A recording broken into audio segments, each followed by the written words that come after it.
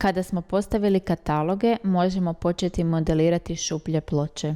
Za modeliranje montažnih šupljih ploča nije potrebna prethodna arhitektonska ploča, nego montažnu šuplju ploču modeliramo prilikom definiranja svih svojstava. Pa idemo krenuti, biramo naredbu za postavljanje šupljih ploča i prvo što odabiremo je željena vrsta ploče. Zatim idemo u svojstva i u svojstvima prvo treba odabrati tvornicu ukoliko ih ima više. Zatim u vrstama ploče imamo izlistane sve tipove ovisne o odabranoj tvornici i kad smo odabrali željenu, definiramo da li je riječ o ploči ili krovu i još biramo zemlju, odnosno standard po kojem radimo.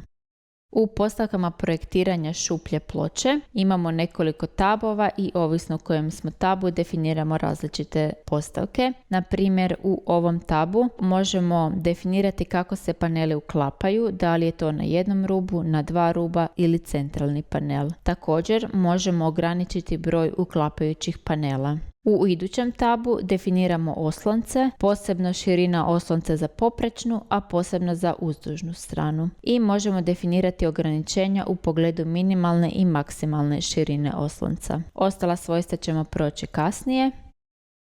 A ako ipak postoji arhitektonska ploča u modelu, možemo podesiti visinu tako da montažna ploča preuzme visinu arhitektonske ploče.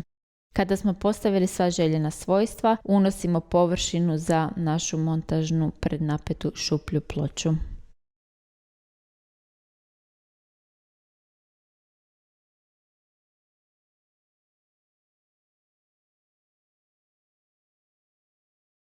Nakon unosa površine vidimo da se prikazuje naša montažna šuplja prednapeta ploča i sada nam se pojavi prozor gdje definiramo područja postavljanja. Na primjer, možemo promijeniti smjer raspona na 90 stupnjeva ili možemo staviti na 180 stupnjeva. Ono što je bitno spomenuti je da postoji razlika između raspona od 0 stupnjeva i raspona od 180 stupnjeva. Ako je raspon od 180 stupnjeva, on počinje od gornje desne točke, a ako je raspon 0 stupnjeva, raspon počinje od donje lijeve točke. Sve možemo potvrditi sa u redu i s ovime smo modelirali našu prvu montažnu prednapetu šuplju ploču.